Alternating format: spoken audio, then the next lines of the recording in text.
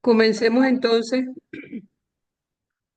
deseándoles un maravilloso año 2025, en este año que tenemos ese regalo tan grande del jubileo, que no perdamos la esperanza. Es lo único que le pido al Señor, porque hay situaciones en la vida, ¿verdad?, que están confrontándonos ahorita, tanto a nivel nacional como internacional, que nos golpean. Así que esperanza 100%, como decía el Papa, la esperanza no defrauda. Y eso es lo que vino en cierto modo a mostrarnos nuestro Señor, una recreación de la vida. Entonces, porque el programa de nuestro Señor se puede resumir en esa palabra precisamente reino, reino de Dios. Un reino de Dios entendido como salvífico, como una salvación que viene de Dios.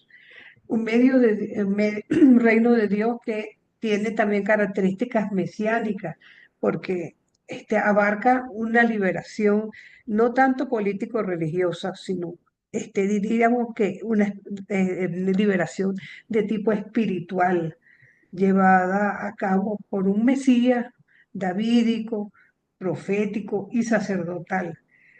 También unas expectativas escatológicas, porque de alguna manera nos está diciendo que caramba, Jesús viene a presentarse como la última oferta de salvación que Dios nos envía. No hicimos caso a los profetas, no hicimos caso a Moisés, no hicimos caso a todos esos enviados previos. Bueno, ahora tendríamos que hacerle caso a nuestro Señor.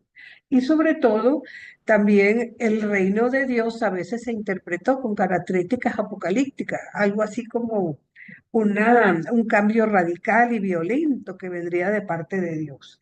Y ciertamente no tendríamos que interpretar el reino de Dios de esa forma, pero sí tener claro, por ejemplo, que el reino de Dios, de alguna manera, Jesús nunca lo define, siempre lo compara con, se parece a, es semejante a, y de alguna manera, para Jesús no es otra cosa que la construcción gratuita de la vida comunitaria, tanto a nivel personal como colectivo.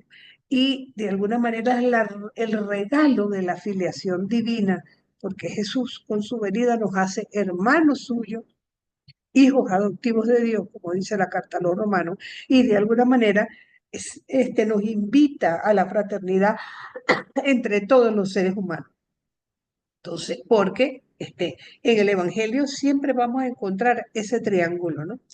Padre, Jesús, Reino, que de alguna manera se va dando, y estando consciente que las ideas mesiánicas del tiempo de Jesús eran diversas. Eso ya lo hemos comentado. Los fariseos creían que orando, dando limosna y ayunando, vendría el Jesús pronto. Los herodianos creían que no les interesaba sencillamente, igual que los saduceos, porque estaban bien política y económicamente. Aquellos esenios creían que era por la oración.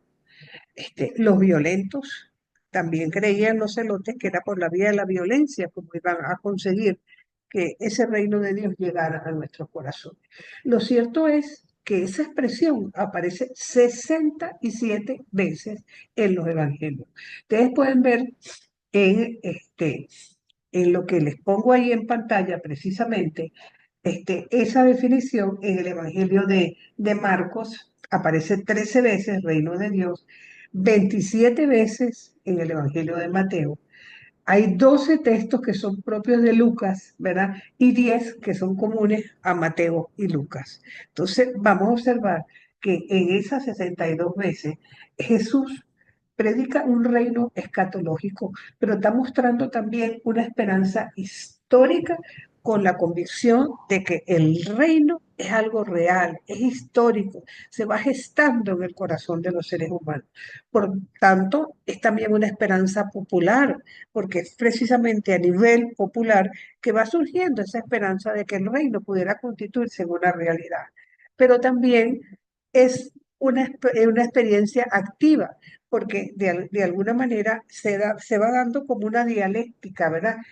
Que el reino va paralelo a la presencia del mal, pero es la gracia imbuida en cada uno de nosotros el que pueda hacer que se revierta precisamente esa tortilla y que sea el reino de Dios lo que impere en el corazón de los. Ahora, es evidente que para que eso se dé, se necesitan ciertos agentes. El primer agente, evidentemente, es Dios. Posteriormente tenemos a Jesús, que nos mostró la manera de hacerlo, pero también está el ser humano, ¿verdad?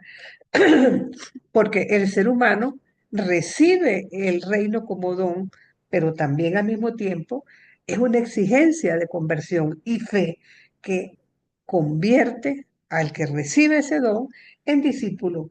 Entonces, un discípulo está llamado precisamente a contemplar precisamente el reino desde la perspectiva mesiánica que Jesús nos trajo. Ahora, debemos recordar que en el siglo primero todo era constituido como pecado, incluso las enfermedades, las situaciones de la gente eran consideradas como pecados por parte del mundo religioso.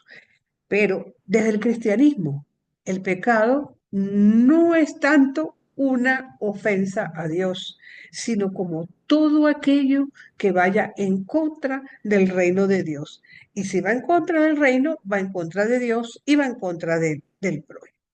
Y es porque precisamente en la medida que nos alejamos del reino, vamos constituyendo el estrato para el pecado estructural de la sociedad. Por eso, este, vamos a encontrar que el reino de Dios también se va a relacionar con el pecado del mundo, ¿no? Entonces, pero Jesús tampoco es un juez que viene a recoger su paga, ni un señor riguroso que exige cuentas, sino que más bien trata de que el ser humano pueda descubrir a sí mismo que las verdaderas cadenas están dentro de sí mismo y que la liberación de las circunstancias que de alguna manera atacan al ser humano están presentes en cada uno de nosotros.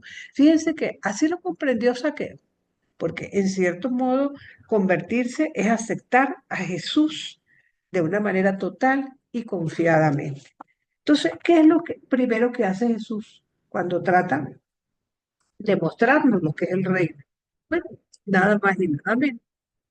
Que se deja bautizar por Juan. ¿Cómo tendríamos nosotros que leer ese bautismo de Jesús?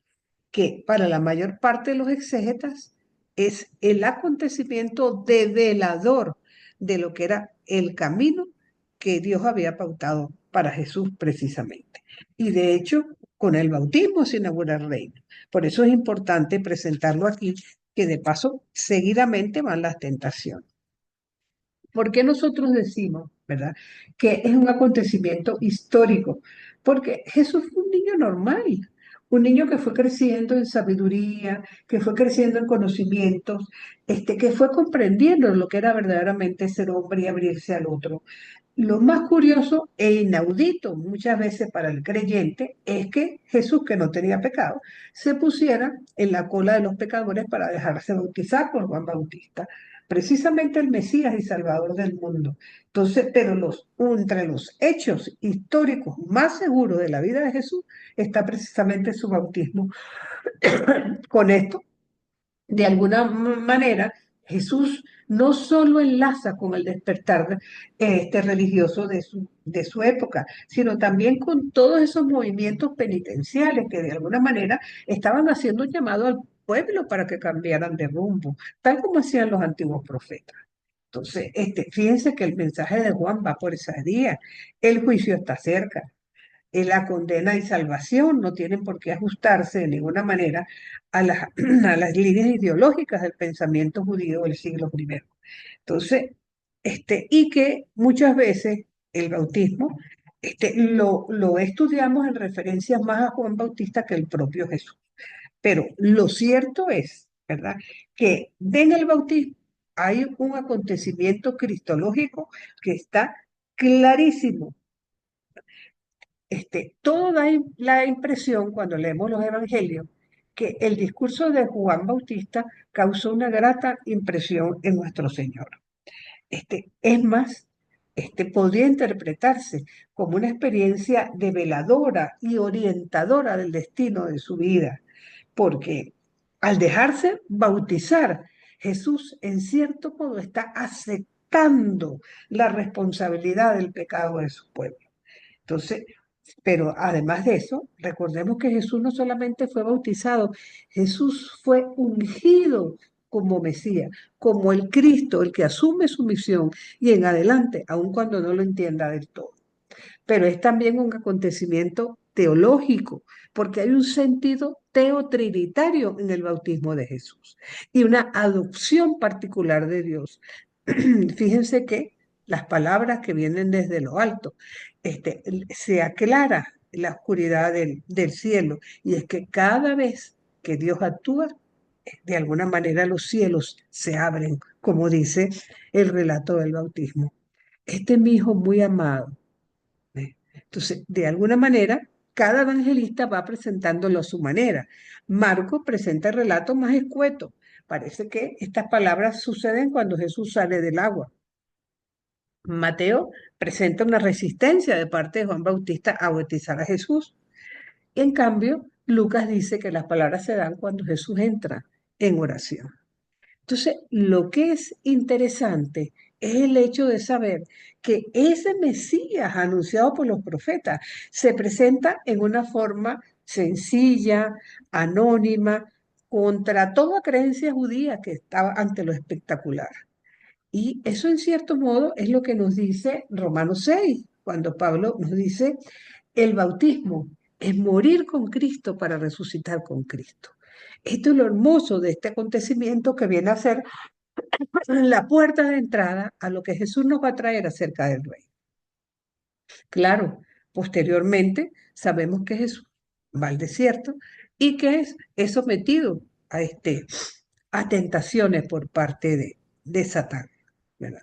Entonces, más que todo, al también ser, vamos a decir, víctima de tentación, estamos ubicando a Jesús históricamente ante una realidad como la nuestra. O sea, Jesús tomó la realidad humana incluso hasta sus últimas consecuencias. Y eso, de alguna manera, es lo que viene a representar las tentaciones. Que, ojo, muchos cristianos les cuesta aceptar que Jesús pudo haber sido tentado. Y sin embargo aceptan con mucha tranquilidad la cruz, ¿verdad? Entonces, no tenemos que tomar en cuenta que las tentaciones sean algo denigrante para el ser humano. Están a la vuelta del camino. Y sencillamente Jesús fue capaz de llegar a identificarse con nosotros, incluso a pasar por la tentación. Entonces, es recogido de distintas formas por los evangelistas. Marco es muy escueto, simplemente habla de los 40 días, de que fue tentado y que los ángeles le llevaban comida. Pero Mateo y Lucas presentan un verdadero mano a mano de dos expertos en Sagrada Escritura. Entonces, a veces cuando dicen, ay, qué bueno saber la Biblia como los evangélicos, no necesariamente. Fíjense que aquí tenemos a Satán como experto de la Sagrada Escritura y sabemos que el conocimiento de la Escritura no es para bien, sino para mal. Entonces, vamos a tener entonces, ¿verdad? Que se nos presentan tres tentaciones básicas, las mismas tentaciones que se nos presentan a los seres humanos. La primera es el poder. Lánzate allá abajo para que te vean, para que tú veas que tú eres el mejor, el más chévere, ¿verdad? Entonces, es el deseo, este, de poder, pero Jesús dice, no, el poder no es un simple dominio, el poder tiene que estar unido a la obediencia y al servicio, ¿verdad? La segunda tentación, ¿cuál es? El pan. Podríamos también identificarlo con la confianza o el prestigio, ¿verdad? Haz que estas piedras se conviertan en pan. Y Jesús le contesta, no solamente de pan vive el hombre, sino de toda palabra que sale de la boca. Entonces, es algo que va como aclarándose. La tercera tentación es la idolatría. Yo diría que la más común en nuestros días. Te daré todo esto si me adoras. Y Jesús le contesta, solamente a Dios hay que adorarlo. Y uno puede entender el valor de las tentaciones en el mundo en que nosotros estamos, ¿verdad? Cuando hay millones de seres que mueren de hambre. Entonces, no sería el pensar de mucha gente que la iglesia se ofreciera como pan para todos. En un mundo donde toda clase de tiranos oprime, ¿no era lógico pensar que Cristo viniera de una vez a convertirse en el único rey del universo?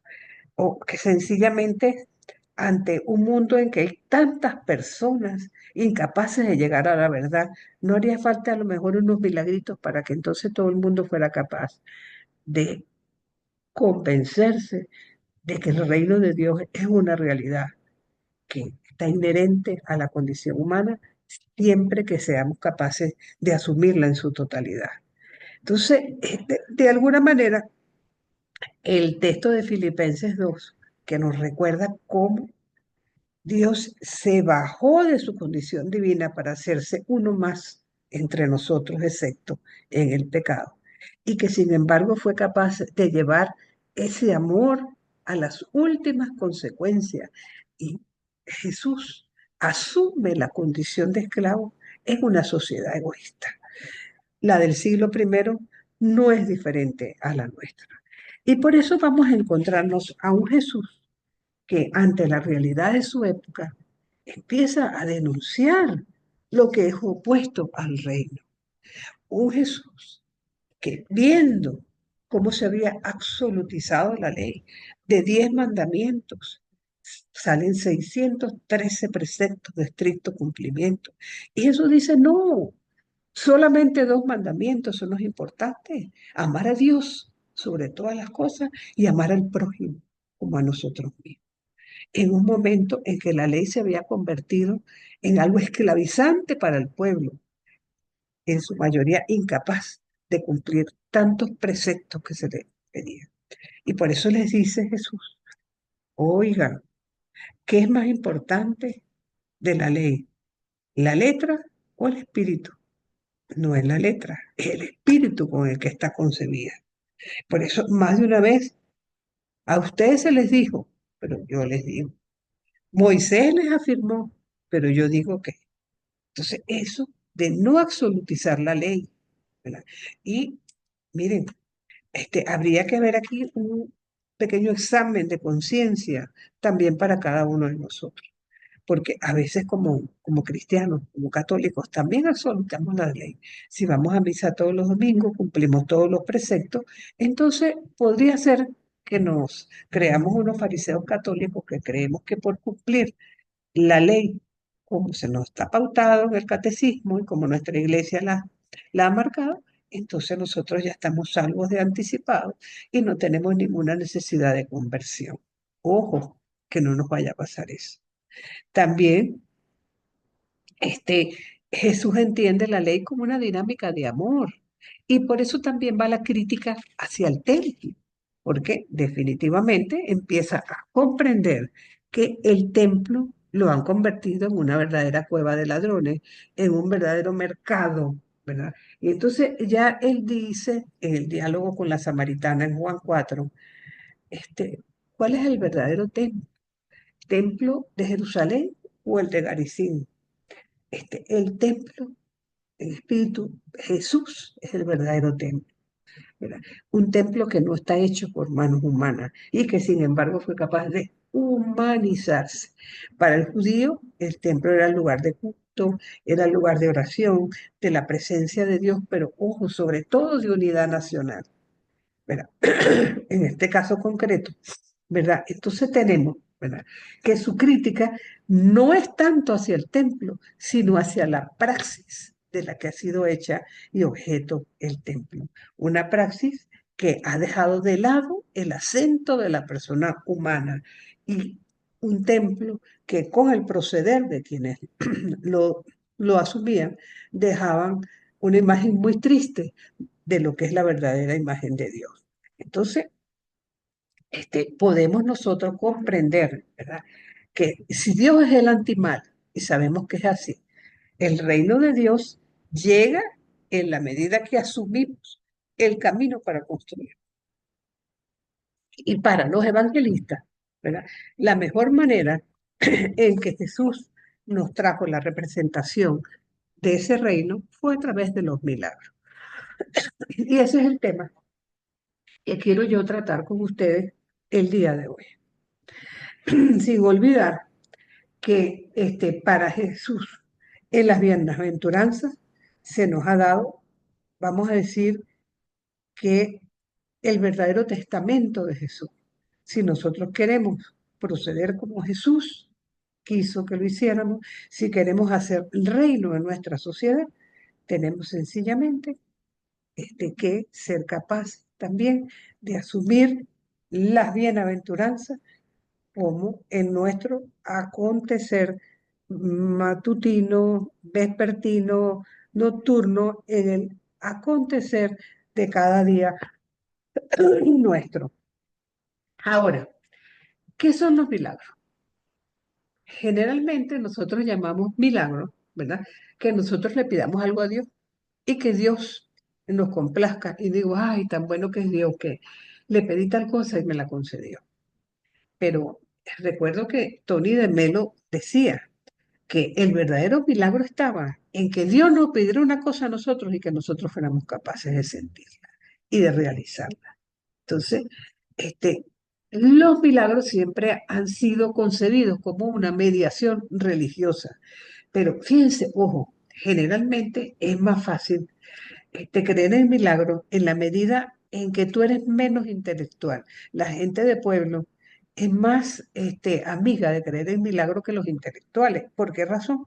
Porque siempre le estamos buscando la explicación a todo y sobre todo la explicación razonable, ¿verdad? Pero lo cierto es que sin negar esto, y los evangelios nos lo afirman, hubo intervenciones milagrosas a lo largo de la vida de Jesús y que damos el nombre de milagros. Aun cuando en el Evangelio no lo llaman milagros, sino signos, porque son signos del reino. Son obras poderosas en las que, y a través de eso, el reino se hace manifiesto. Ahora, es curioso también que esa palabra milagro jamás se mencione. Como les digo, lo llaman obras o lo llaman signos, ¿verdad? Pero en los sinópticos hay 28 milagros, ¿ok? 15 curaciones, 5 exorcismos, 2 resucitaciones, ¿verdad? Y 6 milagros de la naturaleza, ¿verdad? Y en la tradición juánica se narran 8 milagros, de los cuales 3 son curaciones, una resucitación y 4 sobre la naturaleza. Hay 2 que tienen paralelo con los sinópticos, que fueron la multiplicación de los panes y Jesús caminando sobre las aguas. En la lámina que tienen ustedes en pantalla, se dan cuenta cómo a lo largo de los evangelios vamos ubicándonos, ¿verdad? En cada uno de ellos en una serie de signos que son señalados por los evangelistas como milagros por parte de nuestro Señor. Fíjense que son abundantes y de alguna manera tienen como cierta característica que nosotros debemos destacar en este momento. Primero, hay una tradición múltiple que atestigua que Jesús hizo milagros, o sea que no podemos negar que lo fueron, ¿verdad? Ahora, esos milagros generalmente trascienden lo natural y tienen evidentemente una significación religiosa, que es la persona de Jesús y el reino que Jesús anuncia. Pero las narraciones a veces tienen un cierto dejo de credibilidad por varias razones y tenemos que estar atentos a eso. Algunas narraciones tienen como unas adherencias folclóricas, por decirlo así, como es el caso del endemoniado de Gerasa y el hecho de que los demonios van hacia a los cerdos, ¿no? Eso lo encontramos en Marcos 5. En varias narraciones de curaciones o exorcismo se encuentra mucho el pensamiento protológico, porque como las enfermedades eran atribuidas al demonio, tenemos el caso de la suegra de Pedro, cuando Jesús la cura, estamos en Marcos 1. Entonces nos dice que Jesús sanó a la suegra de Pedro, sino que Jesús increpó a la fiebre y la suegra se levantó a servir. Entonces, si lo anterior queda desmitologizado y sabemos que Jesús curó a personas enfermas, por eso es menos milagro. Así es el caso de la llamada multiplicación de los panes, ¿verdad? Porque muchos han tratado, algunos autores tratan de eliminar los milagros de las tradiciones evangélicas, precisamente para evitar, si se quiere, el trasfondo helenístico que hay en los evangelios. Porque hay milagros en los que el núcleo está precisamente en el corazón de la comunidad pospascual. Y entonces lleva a considerar, bueno, ¿ese milagro pasó tal como lo plantean allí o fue de otra forma? Y vuelvo al de la multiplicación de los panes, porque fíjense cómo en más de una oportunidad el Evangelio jamás dice multiplicación de los panes, nada de eso, sino que en base a unos pocos panes o peces que habían entre Jesús y sus discípulos, Jesús bendice, ¿verdad? Y reparte. En la tradición judía, cuando alguien abría su comida para almorzar, todos hacían exactamente lo mismo y se compartía el pan. El hecho que sobren 12 canastas da precisamente a entender que es muy probable que el verdadero milagro era que Jesús tocara el corazón de tanta gente para que cada quien fuera capaz de compartir lo que tenía con la persona que estaba a su lado y no tanto como nos muestran en las películas, como que empezaron a salir volando panes por los aires. Entonces, lo que sí es cierto que Jesús jamás realizó un milagro llevado por su propio interés o para satisfacer la curiosidad de alguno, como fue el caso de Herodes al momento de la pasión, que según un apócrifo de la pasión, él mata a un soldado y le pide a Jesús que lo resucite. Jesús jamás haría algo como eso. El Jesús de los evangelios no haría eso en forma egoísta. Tampoco presentan a Jesús castigando en forma milagrosa. Eso tampoco. Y hay que reconocer el valor simbólico que está asociado a cada uno de los milagros. Y eso sí lo vamos a desarrollar ahorita. Ahora, quizás la mayor dificultad es de naturaleza filosófica. ¿Puede intervenir Dios en la historia humana con medios extraordinarios? Sabemos que sí, pero es el argumento que también muchos que no creen en Dios utilizan para decir, bueno, y si lo puede hacer, ¿por qué no lo sigue haciendo? Porque hay tanto mal en el mundo. Si existiera un Dios, ese mal no existiera. Entonces, y nos encontramos ante el dilema de Epicuro, ¿verdad? O Dios es bueno o sencillamente o Dios es poderoso. Si Dios es poderoso y no acaba con el mal en el mundo, entonces puede ser que tenga poder, pero no es lo suficientemente bondadoso. O, por el contrario, si Dios es 100% bueno, ¿por qué no acaba en el mundo? Porque no tiene suficiente poder. Entonces, esa dialéctica que plantea el teorema de Epicuro de alguna manera nos lleva a considerar cómo quedamos nosotros allí. ¿No será que los que estamos llamados a hacer milagros somos precisamente nosotros, quienes también creemos en el reino de Dios, creemos en su cumplimiento y pensamos que también estamos llamados a seguir los pasos de nuestro Señor? Entonces, los milagros sencillamente tienen que ser vistos como clamores del reino, como signos liberadores de la presencia de ese reino. Y fíjense que son salvaciones plurales, sobre todo para aquellos que tienen necesidad de liberarse. ¿Entiende? Es la misericordia de Dios ante el dolor de los débiles, ¿verdad? Y es la fe, algo importantísimo. Siempre el milagro, de una u otra forma, está unido a la fe.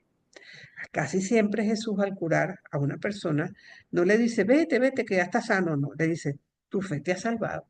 Porque a través de la fe que se lleva la convicción de que Jesús es salvación, que Jesús es vida y que Jesús es milagro. Por otra parte, los milagros también son victorias sobre el maligno. La fuerza negativa en la creación destruye y hace destruir.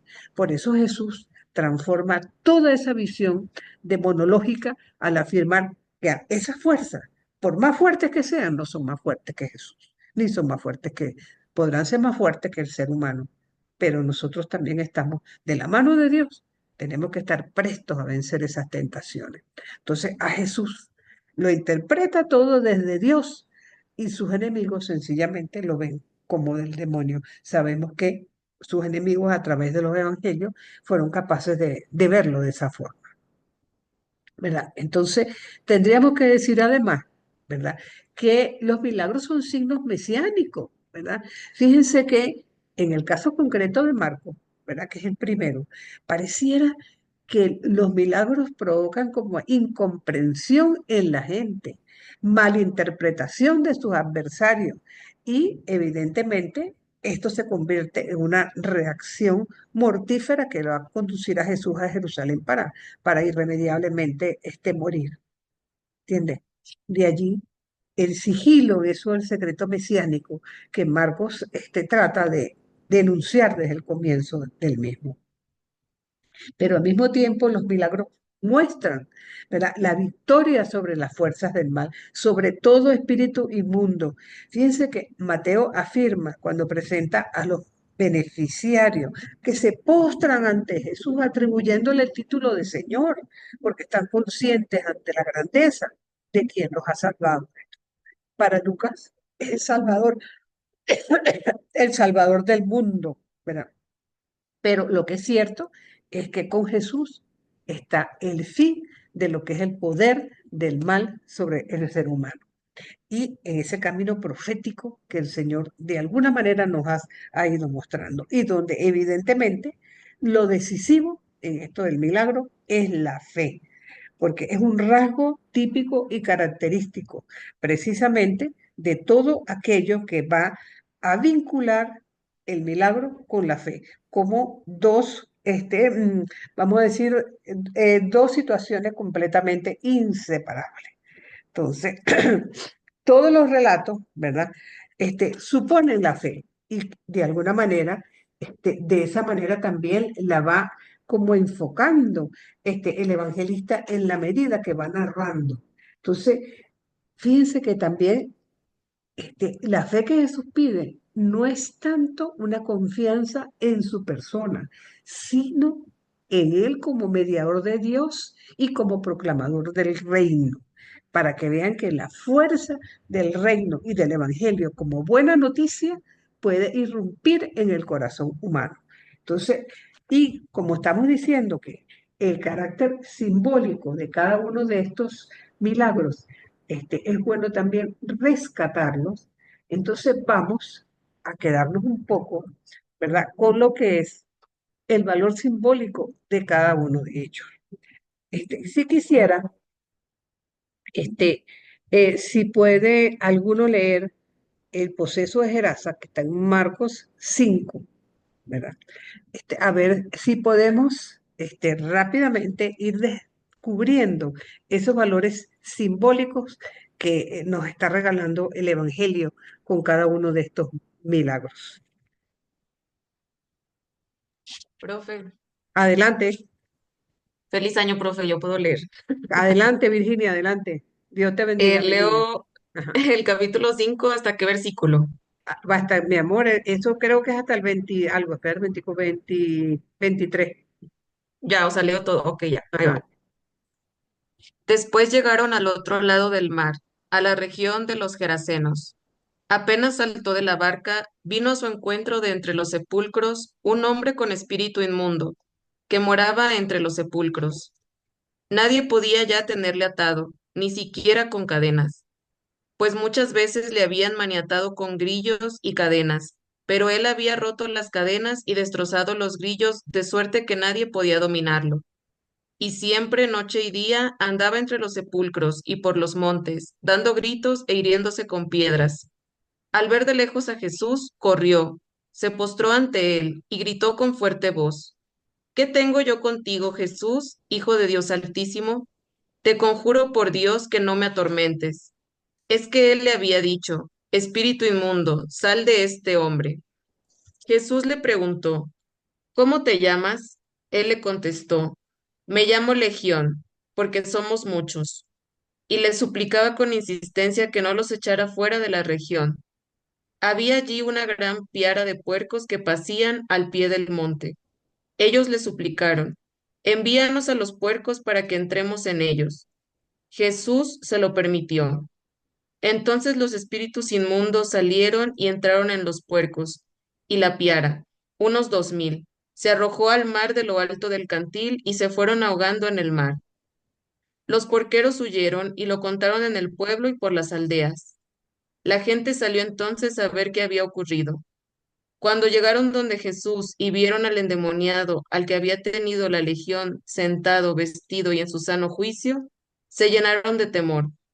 Los que lo habían visto les contaron lo ocurrido al endemoniado y lo de los puercos. Entonces comenzaron a rogarle que se alejara de su término. Cuando subió a la barca, el que había estado endemoniado le pidió quedarse con él, pero no se lo concedió, sino que le dijo, vete a tu casa con los tuyos y cuéntales lo que el Señor ha hecho contigo y cómo ha tenido compasión de ti. Él se fue y empezó a proclamar por la Decápolis todo lo que Jesús había hecho con él, y todos quedaron maravillados. Fíjate que después, en el trozo que dice, Jesús cruzó nuevamente a la orilla, ¿no? Yo quería detenerme en esta expresión, cruzar la orilla, ¿no? Porque hay ocasiones en que nosotros quizás no nos paramos en esos pequeños detalles que ofrecen los textos, ¿no? Y cruzar a la otra orilla. Sabemos que la vida es una continua travesía. Entonces, cruzar la otra orilla puede representar muchas cosas, una nueva experiencia, una nueva visión, superar un problema, levantarse luego de una crisis. Acá nos enfrentamos a la muerte, porque estamos ante un hombre que está muerto en vida, podríamos decir así. ¿Verdad? Entonces, a veces vislumbrar el otro lado requiere de nosotros atrevernos a dar ese paso, a vislumbrar lo que podría ser el imaginario de ser un verdadero peregrino, ¿no? Y tener el coraje a veces de dejar certezas atrás.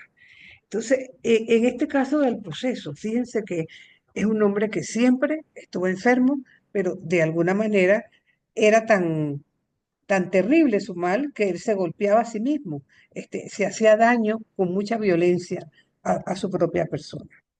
Entonces, ¿cuántas veces nosotros tendríamos que, este, de alguna manera, encontrar el valor liberador de este milagro en el hecho que, fíjense, cuando, ¿quiénes son?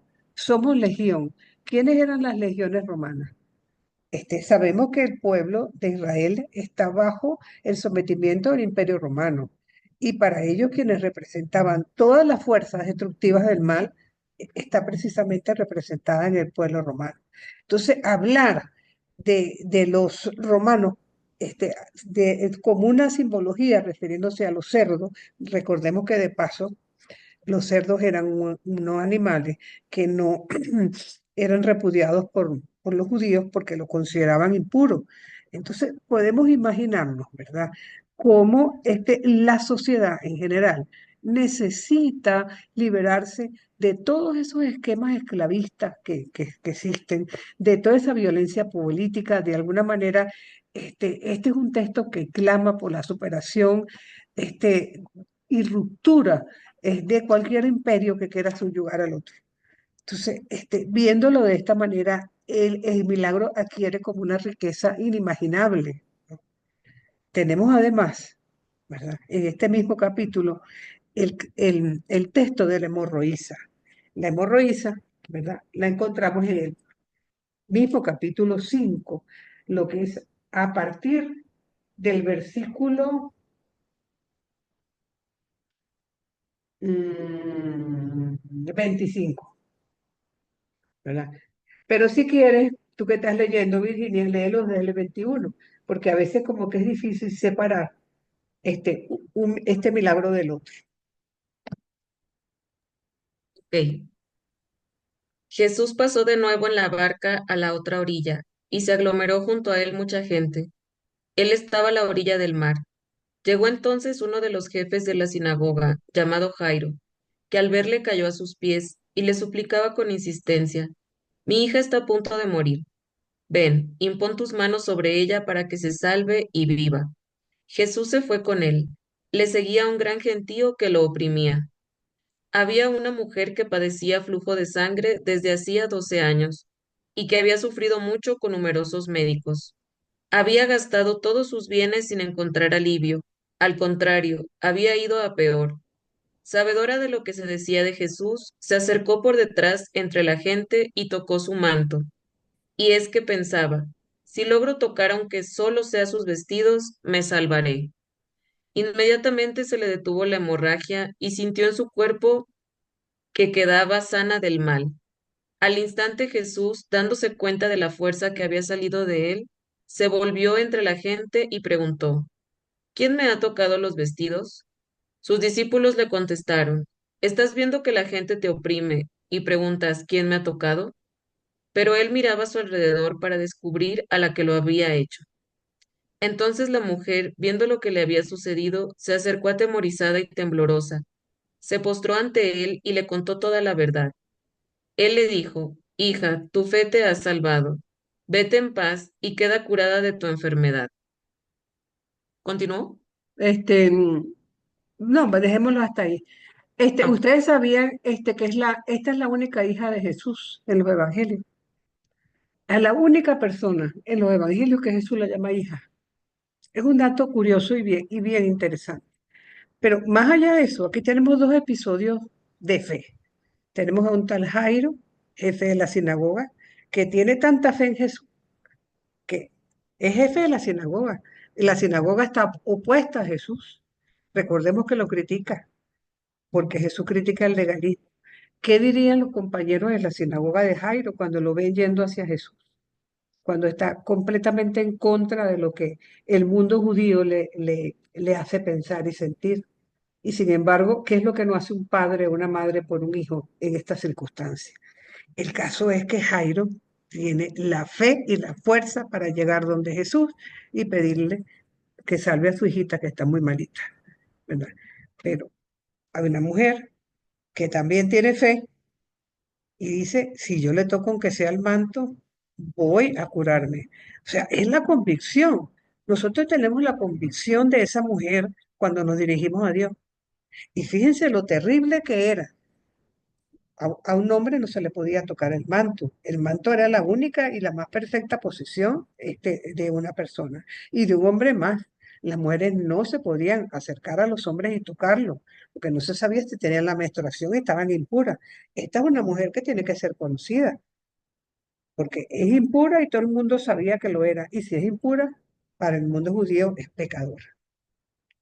Entonces le toca a Jesús, que siente que una fuerza se escapa de él y ella queda completamente curada. En este momento podemos entender la angustia de Jairo, que Jesús no termina de apurarse en ir con él a su casa, sino que está atendiendo a esta mujer que lo está increpando también con su proceder, no con sus palabras. Podemos imaginar el horror que puede haber sentido y el miedo de esa mujer cuando Jesús pregunta quién me tocó. Desde el punto de vista legal, la mujer estaba cometiendo algo horrible. Y sin embargo, ella tiene la valentía de llegar donde Jesús y decirle, Señor, fui yo. Y Jesús, en vez de decirle, ¿cómo se te ocurre haberme tocado, mujer, que no sé qué, por qué no me hablaste? No, le dice, hija, tu fe te ha salvado. 12 años tiene esta mujer enferma. La hija de Jairo, que Jesús resucita, también tiene 12 años. En este caso, la mujer toca a Jesús y recupera la salud. En el caso de la niña de Jairo, Jesús la toca y la vuelve a la vida. Y eso también es un valor simbólico que tenemos que destacar aquí. A veces podemos hablar no necesariamente con palabras, sino con gestos. Ante el dolor de una persona, a veces las palabras sobran, pero ¿cuánto no llega un abrazo? ¿Cuánto no llega un apretón de mano? Entonces, Jesús nos está mostrando aquí la experiencia, la importancia de tocar. ¿Verdad? Entonces, de alguna manera u otra, eso de algún modo nos está señalando que la marginación sociocultural del momento que vivían las mujeres, la sumisión a los legalismos que de alguna manera unen enfermedad con pecado. Entonces, es lo que de alguna manera los milagros, los dos milagros que acabamos de leer, recuperan y reintegran a la sociedad a una persona que está fuera de la misma. Y es un llamado a superar los tabúes sociales que todavía imperan en nuestra sociedad. Tenemos también el milagro del hijo del centurión. Este señor dice unas palabras que han pasado a la posteridad y que nosotros siempre promulgamos. Esto está en el capítulo 7 de Lucas, al comienzo del capítulo.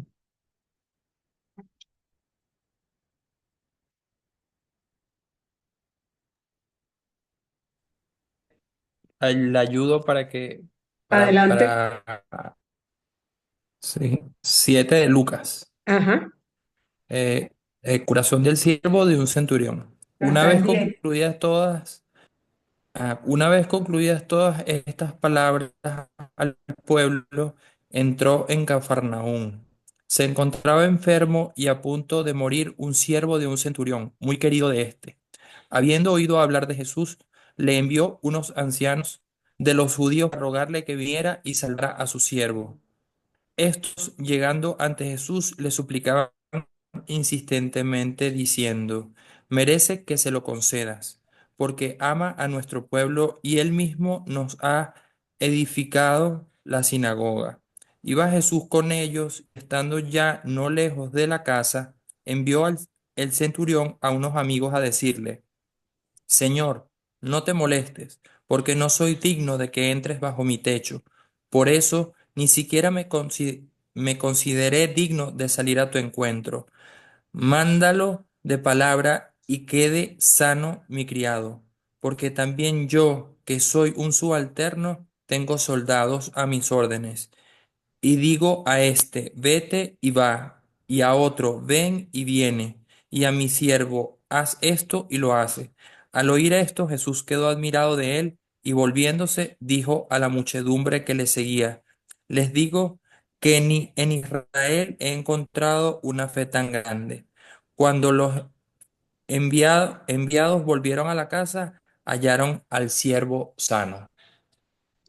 Dice, en este texto hay una cosa bien interesante, y es que la evidencia de que no todos los judíos estaban en contra de Jesús.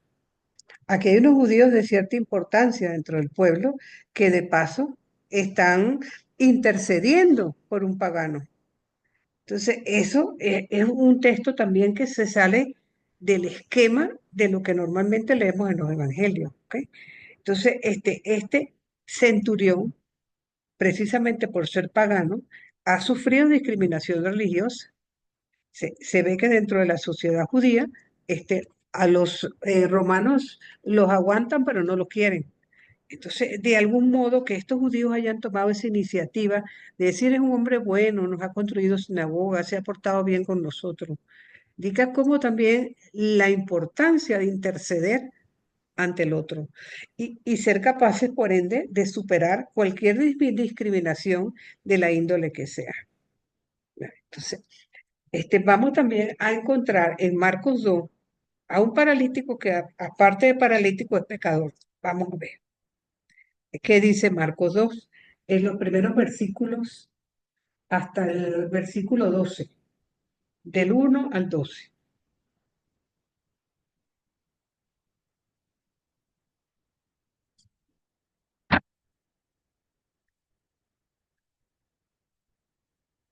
¿Alguien lo tiene? ¿Tienes, Ajá, Virginia? ajá. Yo, yo lo tengo si necesitan, pero no sé si Virginia ya lo tiene. Y tú, Pablo, adelante. De, el capítulo 2, ¿verdad? Sí, Capítulo 2 del 1 al 12. al 12. Entró de nuevo entró de nuevo en Cafarnaúm.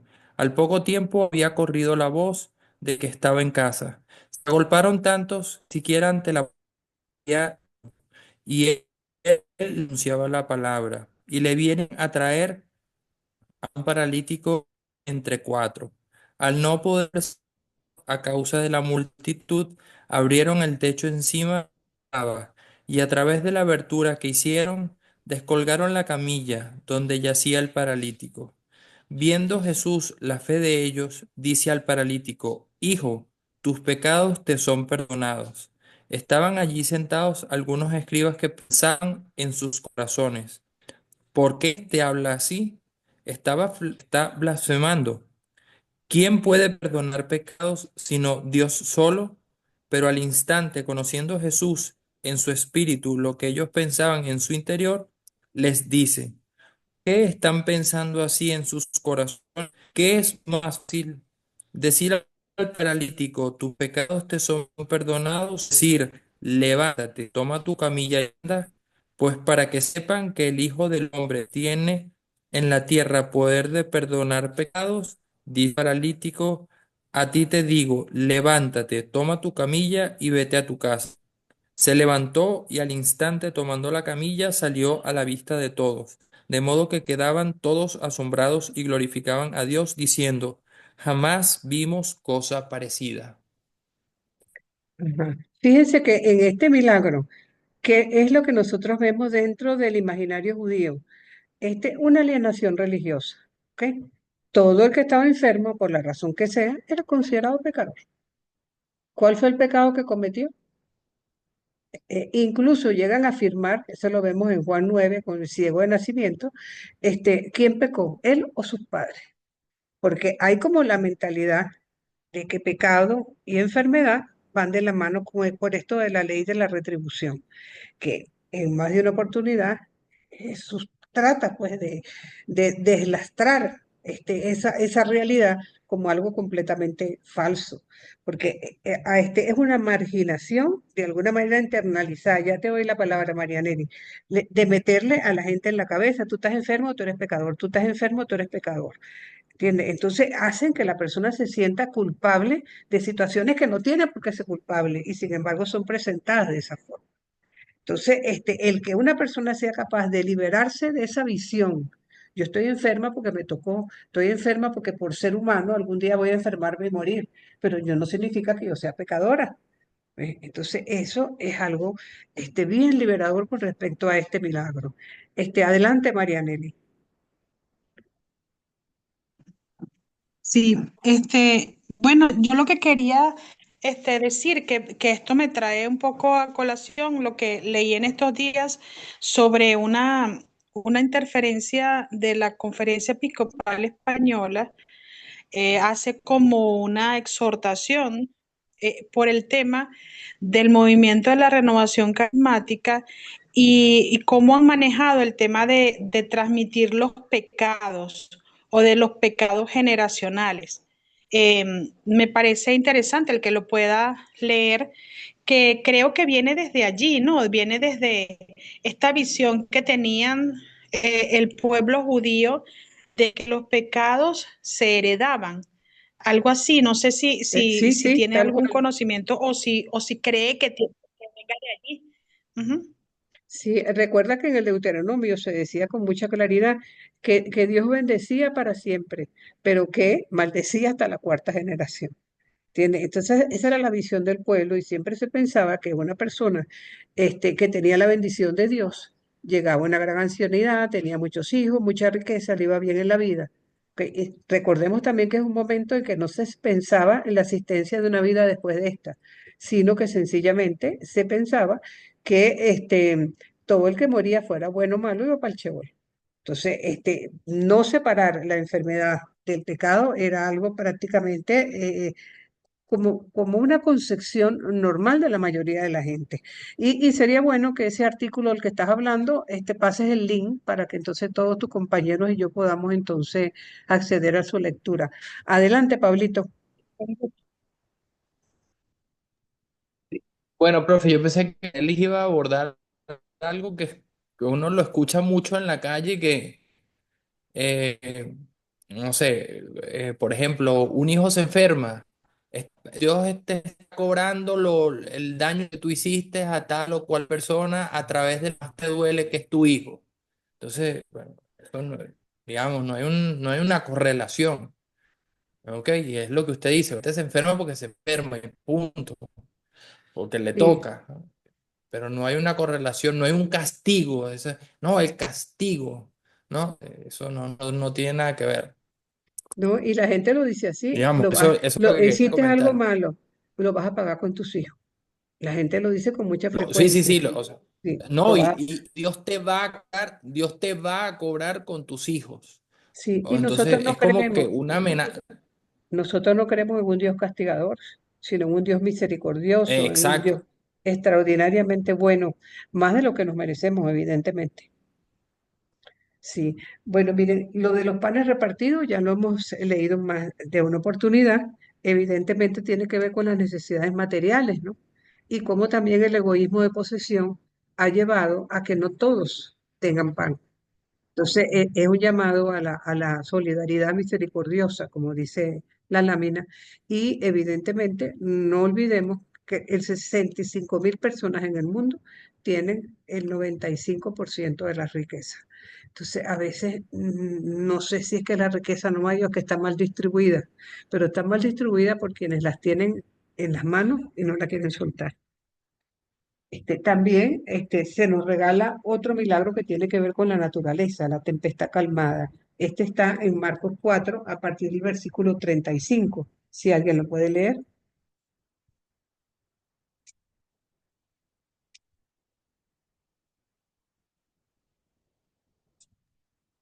Ya, profe, aquí lo tengo. Adelante. Este día, al atardecer, les dijo, pasemos a la otra orilla. Despidieron a la gente y le llevaron en la barca, tal como estaba. Otras barcas iban con él. En esto se levantó una fuerte borrasca y las olas irrumpían en la barca, de suerte que estaba a punto de anegarse. Él se encontraba en popa, durmiendo sobre un cabezal. Lo despertaron y le dijeron, Maestro, ¿no te importa que perezcamos? Él, habiéndose despertado, increpó al viento y dijo al mar, Calla, enmudece. El viento se calmó y sobrevino una gran bonanza. Entonces les dijo, ¿por qué están con tanto miedo? ¿Cómo no tienen fe? Ellos se llenaron de gran temor y se decían unos a otros, ¿quién es este que hasta el viento y el mar le obedecen? Fíjense que a estas alturas ellos todavía no tienen claridad sobre quién es Jesús, ¿no? Y es evidente que como las desgracias naturales no son culpa de de otras personas, siempre tenemos como mucho miedo, ¿verdad? Ante las desgracias naturales. Pero de alguna manera aquí el valor liberador es que si uno es una persona de fe, no tiene por qué tener miedo. Sobre todo si tenemos la seguridad de que en nuestra barca está montado Jesús. Aunque parezca que esté dormido, aunque parezca que no nos oye, aunque parezca que oramos y parece que no nos escucha, Jesús está ahí. Adelante, Pablito. Disculpe a la molestia, ¿no? Pero fíjese, esto no pudiese ser visto también como una metáfora de vida más que como un signo o un milagro, obviamente. Porque, digamos, al estar sus, como usted dice, estando en vida, ¿ok? Presente, eh, digo, él de alguna forma, está tratando perdón, está tratando de aplacar todas esas cosas que se suscitaban en digamos, en esa sociedad dentro de la que se desarrollaba Jesús, y no propiamente como una tempestad desde el punto de vista meteorológico. Sí, O sea, es es una que pregunta, pues. sí, no, es válido porque recuerda que estamos tratando de rescatar el valor simbólico, ¿no? Y eso puede llevarlo no necesariamente Sí, a una exacto, o sea, tempestad. no Ujú. irme, exacto, Pueden no ser las irme a tempestades de la la vida. textualidad. Claro, no irme a la textualidad del texto, no quedarme, Correcto, sino tratar de buscar la forma de que eso tenga una sintonía con la vida misma, sin que eso implique un acto propiamente.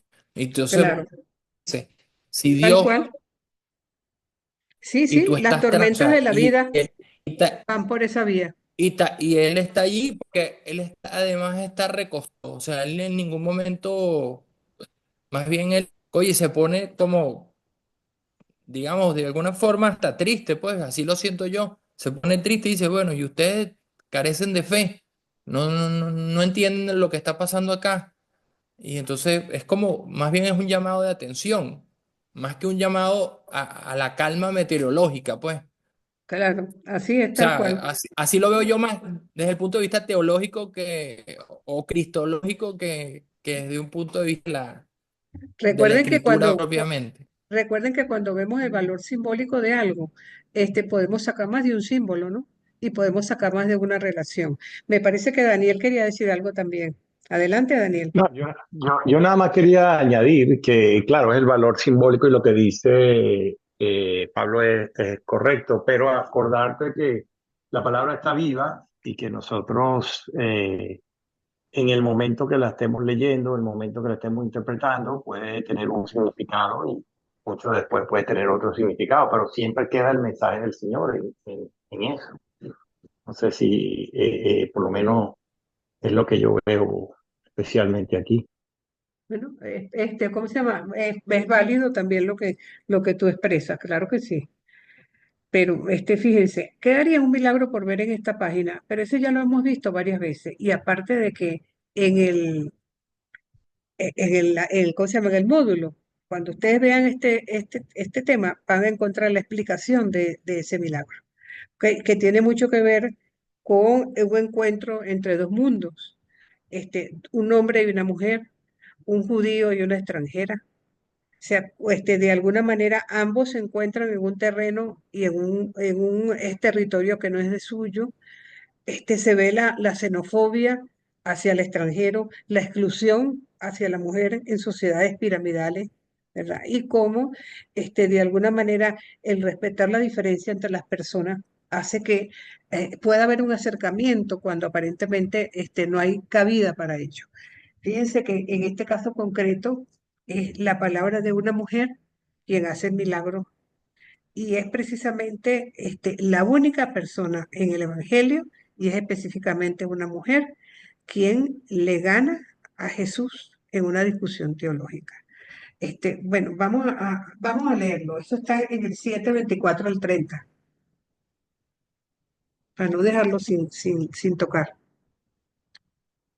Estoy en el Evangelio de Marcos todavía.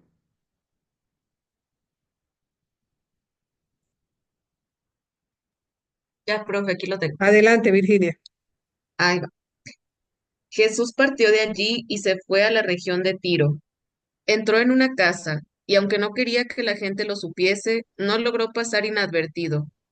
Enseguida, una mujer que había oído hablar de él, y cuya hija estaba poseída por un espíritu inmundo, vino y se postró a sus pies. Esta mujer era griega, sirofenicia de nacimiento, y le rogaba que expulsara de su hija al demonio. Él le dijo, espera que primero se sacien los hijos, pues no está bien tomar el pan de los hijos y echárselo a los perritos. Pero ella le respondió, sí, señor, pero también los perritos comen bajo la mesa migajas de los niños. Él entonces le dijo, por eso que acabas de decir puedes irte, el demonio ha salido de tu hija.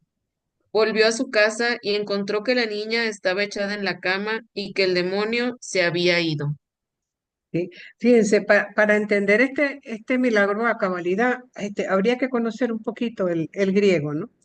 Porque cuando Jesús utiliza la expresión de hijos para referirse al pueblo de Israel, utiliza una palabra llamada tecno, que quiere decir hijo, pero hijo genético, el que me corre por la misma sangre. Pero cuando la mujer le responde a Jesús, no utiliza la palabra tecnos, sino paidios, que también se refiere a niños, a los niños pequeños que estaban en los alrededores de la mesa, bien fueran hijos del amo como de los sirvientes. Entonces, eso desarticula la lógica de Jesús.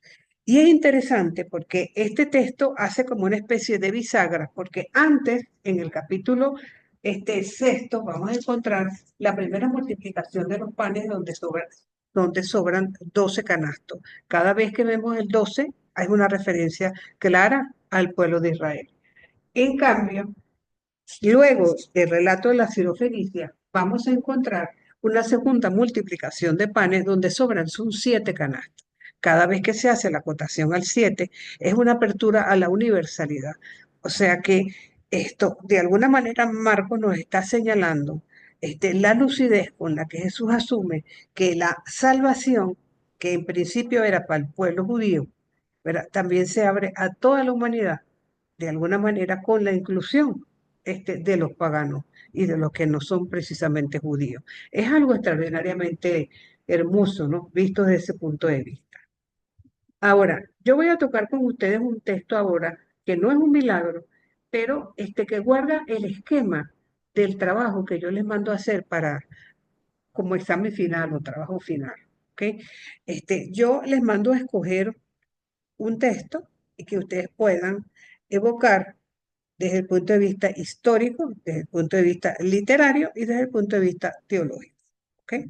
No importa qué texto sea, si está repetido en otro evangelio o no, pero ¿cómo tendrían que hacerlo más o menos? El contexto histórico.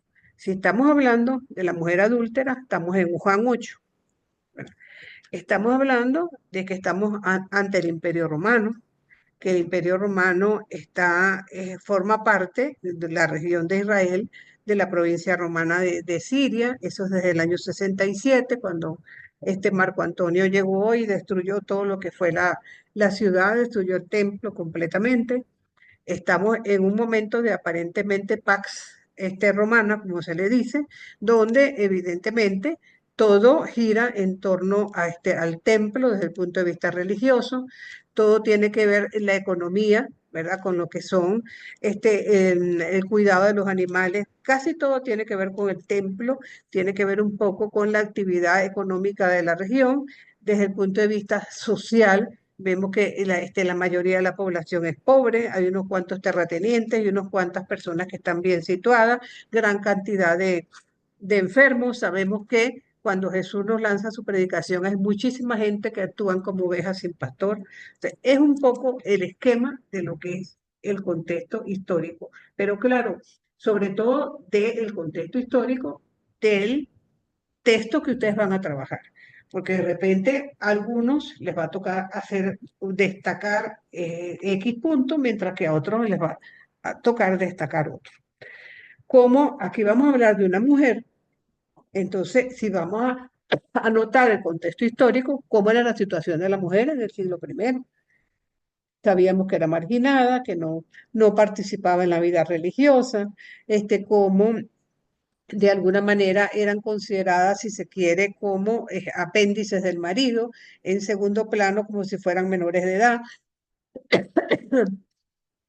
cómo la situación de la mujer era sumamente difícil para este momento histórico, desde el Antiguo Testamento se percibe, pero sobre todo después de la vuelta del exilio. Tenemos entonces, desde el punto de vista literario, que es un texto que está en el Evangelio de Juan, ¿verdad?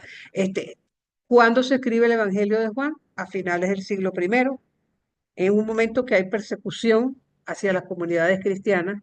Entonces tuvo que redactarse definitivamente para principios casi del siglo segundo, en una época sumamente difícil, pero está relatando sucesos que ocurrieron 30, 40, 50 años antes. Y eso es algo que hay que tomar en cuenta desde el punto de vista literario, porque se trata de una narración, ¿verdad?, en la que evidentemente nos vamos a encontrar desde el punto de vista literario varias situaciones bien simpáticas.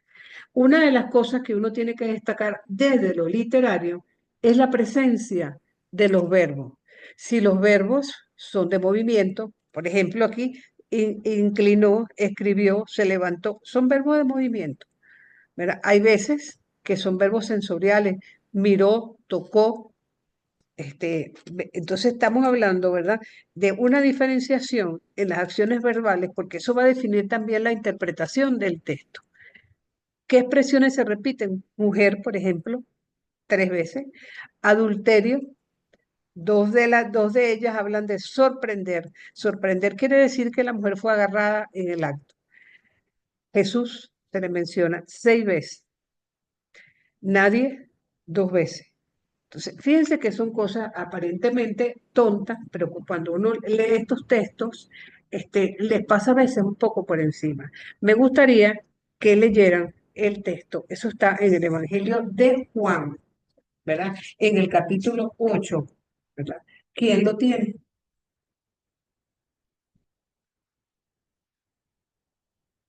¿Será Virginia la que lo tiene? Sí, profe, sí lo tengo. Hasta el versículo 11. Adelante. Ok. Ahí les tengo yo una presentación en forma, esto también se hace de la parte literaria. Uno trata de ver si el principio y el final de alguna manera coincide. Yo establecí una estructura concéntrica. Es una manera quizás de trabajar los textos. A veces hay estructuras que no son concéntricas, sino paralelas. En la medida que ustedes tomen experiencia con el estudio de los textos, manejarán esto como pez en el agua. Adelante, Virginia. Sí. Mas Jesús se retiró al monte de los olivos. Pero de madrugada se presentó otra vez en el templo, y toda la gente acudía a él. Entonces se sentó y se puso a enseñarles. Los escribas y fariseos le llevaron una mujer sorprendida en adulterio. La pusieron en medio y le dijeron, Maestro, esta mujer ha sido sorprendida en flagrante adulterio. Moisés nos mandó en la ley apedrear a estas mujeres. ¿Tú qué dices? Esto lo decían para tentarle, para tener de qué acusarle. Pero Jesús se inclinó y se puso a escribir con el dedo en la tierra.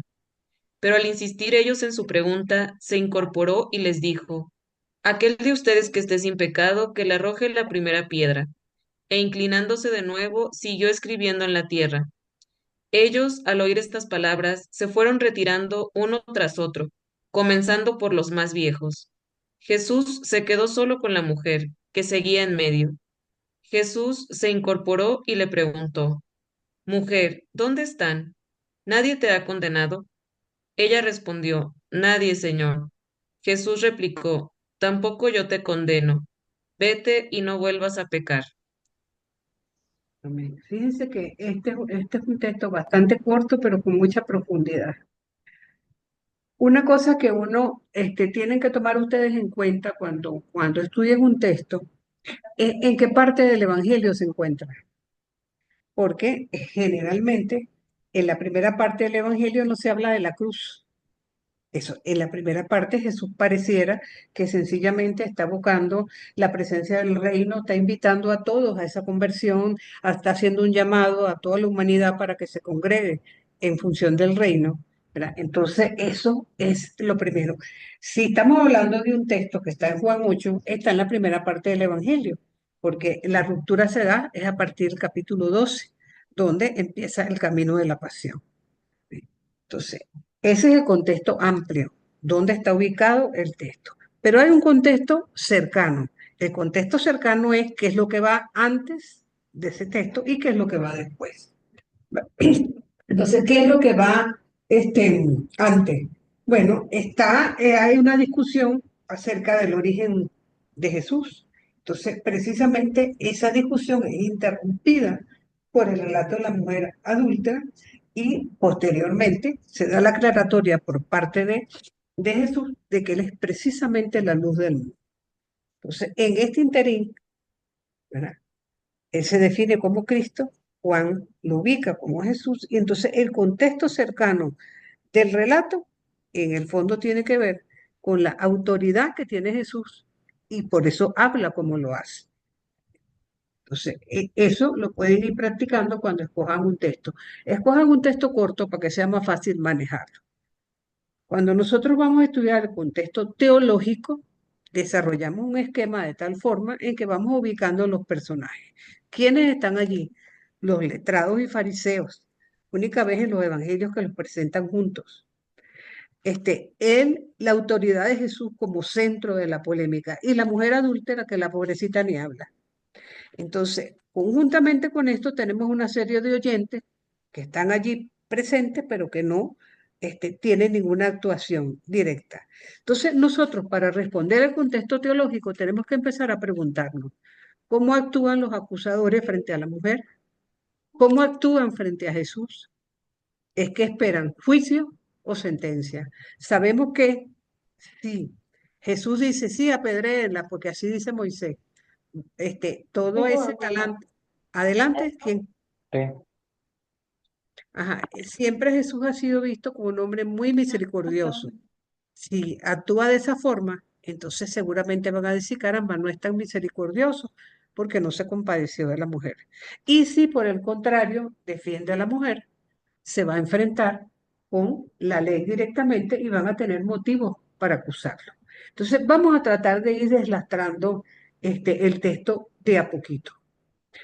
Lo primero es que el texto comienza diciendo al amanecer. O sea, aquí hay un elemento temporal que es precisamente las primeras horas de la mañana, y un elemento espacial, que es el templo de Jerusalén.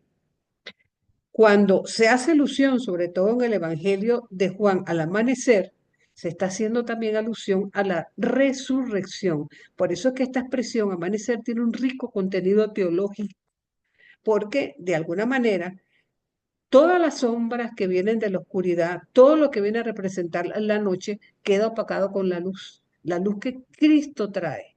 Por eso, cada vez que ustedes oigan la expresión amanecer, de alguna manera es Dios que se manifiesta para aclarar, para dar luz, para de alguna manera despejar toda oscuridad que se encuentre. El elemento espacial es el templo de Jerusalén, donde Jesús enseña con ocasión de la fiesta en los tabernáculos. Debemos recordar que Juan sitúa su evangelio con una particularidad. Jesús va a Jerusalén para todas las fiestas. Jesús era un bonchón. Jesús le encantaba todas esas fiestas porque servían también como para dar manifestación de su sentir, de su pensar, de todo lo que él quería dejarnos como herencia. Y esto, después de toda una noche de oración en el huerto de los olivos. Esto también es una realidad permanente que vamos a encontrar a lo largo del ministerio de Jesús. Tenemos también otro símbolo. Jesús se sentó y comenzó a enseñarle. Una característica de los rabinos de la época era sentarse y todos los alumnos se sentaban a su alrededor, probablemente en el piso, ¿verdad? Mientras se daba la enseñanza. Estamos claros que los maestros de la ley no quieren nada con Jesús, ¿verdad? Tampoco se sabe si la mujer está casada, si es novia, si está prometida, si van camino al tribunal o si ya venían del tribunal de juzgarla. No sabemos. Lo que sí sabemos es la palabra engañosa que ellos utilizan, porque le dicen a Jesús, maestro, como que si lo quieren mucho o lo consideran verdaderamente un maestro, aun cuando él está sentado como maestro, ¿verdad? Entonces es irónico, ¿verdad? Porque de alguna manera tratan de mostrarle el alto conocimiento que tienen ellos de la ley de Moisés. Entonces, de algún modo, ¿verdad? Esto orienta a pensar que se dirigen a Jesús más que a la mujer. Ellos les importa nada a la mujer, sencillamente quieren ver si pueden poner a Jesús en una trampa. A la mujer la coloca de pie y en el medio. Generalmente cuando una persona era juzgada, se le colocaba en el medio para que prácticamente en los interrogatorios judiciales pudiera ser interrogada por todos los presentes, quedando, si se quiere, como aislada, amenazada, sin poderse mover. Sobre todo porque aquí estamos hablando de una mujer que no habla más que cuando Jesús al final le pregunta. Y yo le quiero hacer una pregunta. ¿Dónde está el hombre con el que adulteró? Porque si ella adulteró, no puede haber hecho sola. Entonces es curioso, ¿verdad? Que aun cuando las leyes del Deuteronomio, ¿verdad? Y del Levítico decían que tanto la mujer como el hombre tenían que ser apedreados para eliminar la apostasía y el pecado de Israel, de alguna manera pareciera que las leyes no se cumplían más que a media. Y ¿cómo es posible entonces que solamente la mujer fuera ajusticiada? Que en este caso concreto no es que sea precisamente, ¿cómo se llama? Acusada, porque ellos no saben si precisamente lo que quieren es acusar a Jesús, no a ella. Entonces, eso es bueno tomarlo en cuenta. Fíjense, el juzgado era Jesús. Entonces, ¿qué hace Jesús? Jesús se inclina. Cada vez que Jesús se agacha, es una representación de lo que es la kenosis, la que vemos en Filipenses 2:6. Jesús, que teniendo condición divina, no le importó dejar esa condición divina aparte y hacerse hombre como uno más. Entonces, por eso, cada persona, cada lengua, cada hombre en el cielo, en la tierra y los abismos, tiene que presentar rodilla en tierra ante el nombre de Jesús. Entonces, esto de alguna manera es una acotación y un recordatorio de esa quinosis, el abajamiento de Jesús, el misterio de la encarnación, que siendo Dios, tuvo a menos ser uno más, menos en el pecado. Pero Jesús se inclina, ¿verdad? Pero al mismo tiempo se levanta, hace referencia a la resurrección, porque la palabra en griego, anastasis, que es la que tiene que ver con la resurrección, es la misma que tiene que ver con levantar. Entonces, ¿cómo se llama? Ese doble juego de un Jesús que se agacha, pero al mismo tiempo se levanta, dos verbos completamente contrarios, nos ofrecen un acercamiento cristológico reforzado con la mención del Monte de los Olivos, que es donde arranca efectivamente la pasión de Jesús. Ahora, hay elementos también, hablábamos antes de los símbolos, ¿verdad? Y la importancia de tomar en cuenta los elementos que se van presentando a lo largo del relato. Uno de ellos es la tierra, ¿verdad? Jesús escribe en la tierra, lleno de recursos, ¿verdad? Recuerda todos aquellos textos proféticos en el Antiguo Testamento donde vemos acotaciones semejantes. ¿Qué leemos en Jeremías 17:13? Los que se apartan de mí serán inscritos en el suelo. Entonces, ahora, ¿era adúltera la relación sexual entre un hombre casado o no con una mujer casada o prometida? Porque esta era una ofensa al derecho de propiedad del hombre. ¿Qué tal? Pero entonces, él les dice, no que no lo hagan, ni que lo hagan, sino le dice, muy bien, el que tenga tire la primera piedra, el que esté libre de pecado. Hombres ya con cierta edad, que probablemente habían adulterado más de una vez, no se atrevieron, porque con seguridad conocían las escrituras y sabían perfectamente a qué Jesús se refería cuando escribía en la arena. Pero al mismo tiempo, la simbología de la tierra es riquísima, porque Jesús no escribe su ley en piedra, como se escribieron los 10 mandamientos, sino en la tierra, del mismo material con que fue creado el ser humano, de la tierra, porque toma en cuenta su debilidad. El ser humano es débil, ¿verdad? Entonces, es la misma escena de la última escena con el lavatorio de los pies. Dios se abaja para que el ser humano pueda ser exaltado. Es algo extraordinariamente bello. Pero tenemos otra simbología más. Quien cometía adulterio podía ser apedreado, ¿verdad? Entonces, aquí tenemos otra expresión, piedra. Sabemos que la piedra es muy abundante en Palestina, pero la piedra puede ser instrumento de apoyo o de caída. Cuando Israel cruzó el Jordán, levantó piedras como estelas funerarias para recordar cómo Dios los había salvado, ¿verdad? También cuando nosotros leemos a Ezequiel, leemos que, Señor, danos un corazón de piedra, quítanos este corazón de piedra y danos un corazón de carne. Entonces, la palabra piedra que se ve en el versículo 7 puede ser utilizada como símbolo de estabilidad, de constancia, de lo duradero, ¿verdad? Y algunos aspectos positivos. De hecho, fíjense que, por ejemplo, Simón, su nombre es cambiado a Pedro, que significa piedra precisamente, ¿verdad? Entonces, esta palabra es aplicada a su confesión del mesianismo de Jesús. Entonces, en este caso estaríamos hablando de algo positivo. O cuando se dice que en el Evangelio que Jesús es la piedra angular, pero también vamos a encontrar muchos textos que nos hablan de la piedra como un instrumento de tropiezo. Ahora, más importante todavía en este texto, considero yo, es que hay 172 palabras, 85 antes y 85 después, del centro del texto, que es la palabra dedo. Y ustedes dirán, pero ¿cómo va a ser el dedo el centro de este relato que estamos comentando? Pues muy simple, porque el dedo en la Biblia señala la actividad de Dios en la creación. Fíjense cómo en, en la Capilla Sistina, donde está aquel fresco de Miguel Ángel, pareciera como que Dios eleva su dedo para que el hombre lo alcance. Y el hombre es el que quien con timidez, como que lo alcanzo, como que no lo alcanzo, como que quiere llegar pero no llega. ¿Entiende? Entonces, Dios siempre ha extendido su dedo hacia la humanidad, en tanto que el ser humano está cómodamente esperando que sea Dios quien se acerque.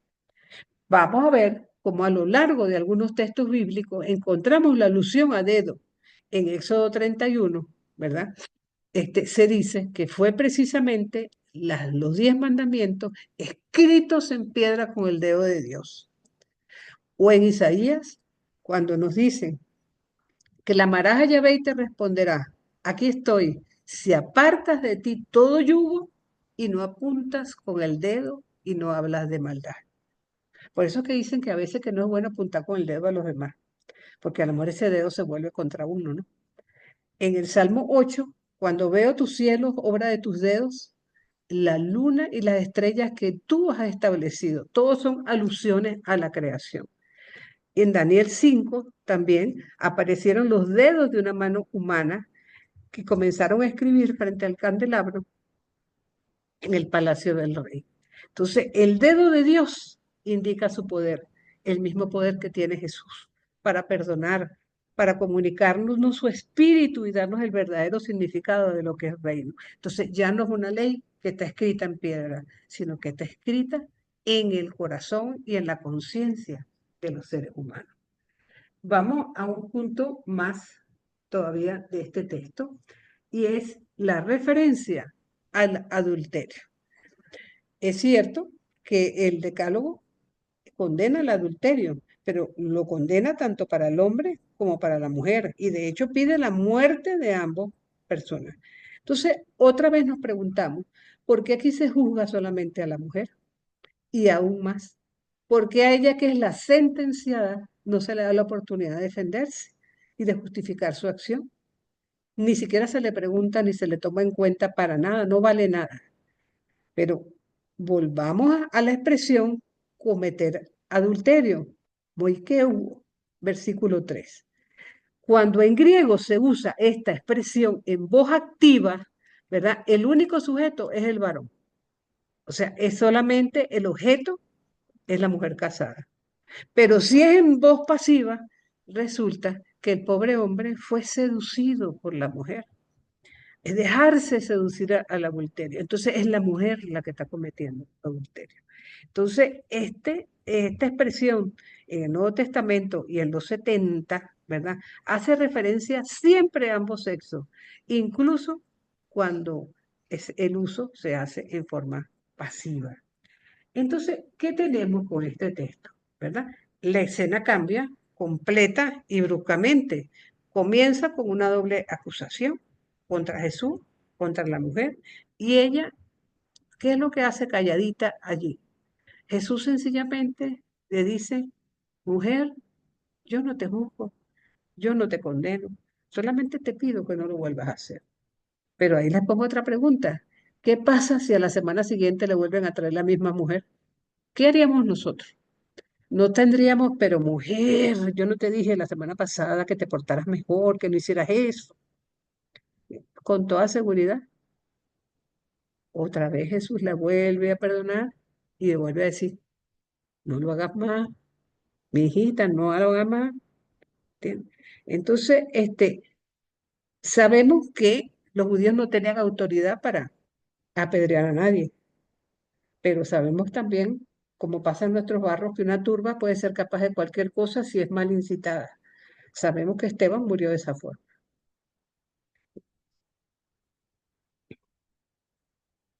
Finalmente, tenemos entonces como unas breves conclusiones con respecto a este texto. El pecado es universal. Nosotros sencillamente no podemos llegar como vasos cristalinos a la presencia de Dios. Tenemos nuestras fallas en nuestra vida. Pero en la tradición profética, el adulterio no solamente se refiere a algo físico, sino la infidelidad del pueblo hacia Dios, ¿verdad? Entonces, la ley de Moisés, en este caso es condenatoria, si se hace una lectura fundamentalista. No lo es en el caso que nosotros sencillamente queremos comportarnos debidamente. Ahora, ¿hasta qué punto estamos llamados al perdón, a ser perdonados y a perdonar al otro? Y quería, a manera, si se quiere, de reflexión o de oración, pensar en las tantas veces, en las piedras que la vida nos ha tirado a lo largo de nuestra vida. Y pensemos también en las veces que nosotros hemos golpeado con piedras a los otros. ¿Ok? Entonces, de alguna manera, yo creo que es momento de poner las piedras en el suelo y reconocernos sencillamente abierto a la misericordia de Dios, que nosotros vamos a ser juzgados como nosotros seamos capaces de juzgar a los demás. Entonces, como quien dice, ahí les dejo eso. Yo, la semana que viene, quiero compartir con ustedes el tema de las parábolas. Y por supuesto, quiero llamar ustedes son 13 alumnos y solamente hay 5 personas de ustedes que me tienen todas las excepción de trabajo final, por supuesto, todas las demás actividades me las tienen al día. Me preocupa muchísimo porque en un mes estamos cerrando un curso y prácticamente ustedes inscribiéndose para el semestre que viene. Entonces, recuerden que siempre todas las actividades tenían 15, 20 días de plazo para que pudieran ustedes ponerse al día.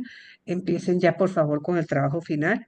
Y les abro los últimos minutos para si quieren hacer cualquier comentario o hacer alguna pregunta o dar alguna opinión, porque ya estamos cercanitos a que venga el otro profesor a darles la clase.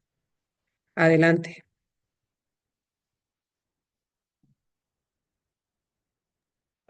Una Yo pregunta, quisiera, Ajá. Adelante, Marianelli. Marianelli, adelante. disculpe, lo que yo tenía dudas era acerca digamos que los parámetros para hacer el trabajo, como si tiene algunas especificaciones. No recuerdo si usted lo No. dijo o no. No, no las tiene, no las tiene porque, bueno, yo no les he hecho mucho caso a las cosas como yo se las mando a hacer, es que ustedes me las responden. ¿Por qué digo esto? Porque cuando le mandan a hacer un ensayo, el ensayo es generalmente, implica una opinión, la opinión de algunos autores, y más de uno me lo hace tipo monografía. Yo me echo la vista gorda con respecto a eso, pero recuerden que se van a encontrar profesores que van a ser bastante estrictos con ese tipo de...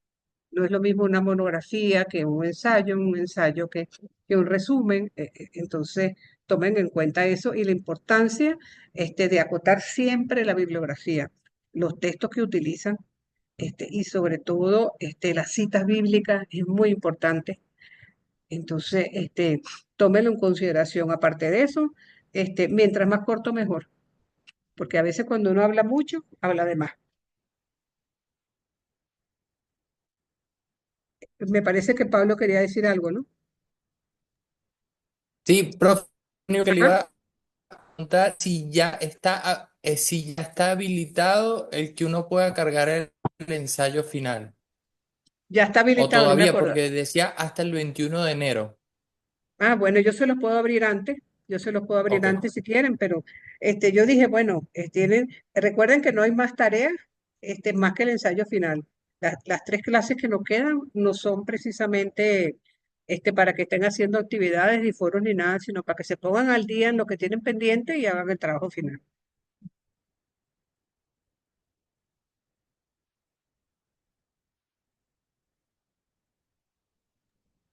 Profe, en relación ¿cómo se llama? Al texto, no hay ningún tipo de problema. Por ejemplo, No, en mi caso, yo escogí Juan Juan 15, del versículo 1 al 8, que es la vid verdadera. Sí, la vid y Y los digamos, sarmientos. yo Ajá. hice sí, exactamente, bueno, porque yo ahí le puedo sacar mucho jugo desde el punto de vista cristológico y esa parte me encanta.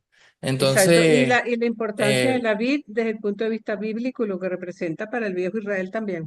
eh, Ujú. exactamente, o sea, porque vuelvo a decir lo mismo que antes, pues es como un llamado más que, es un llamado a ese renacer, ¿no? Como, de-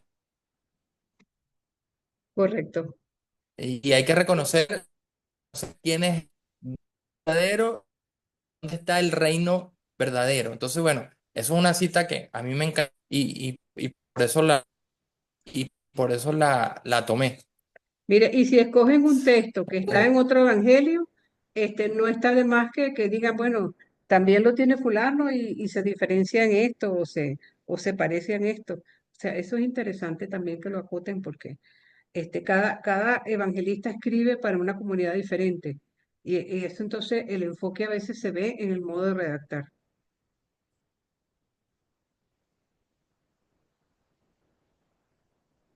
Sí. Bueno, si no tienen ningún comentario o algo, vamos entonces a dejarlo hasta aquí para que tengan tiempo de descansar un poquito para su próxima clase. Dios les bendiga a todos, espero que tengan una buena semana, a pesar de que esta semana se presenta con algunas dificultades. Oremos mucho por nuestro país. Un abrazo para todos. Muchas gracias, Amén, profe, profesora. gracias por Gracias, todo. Amén. profe. A la orden a Amén. ustedes.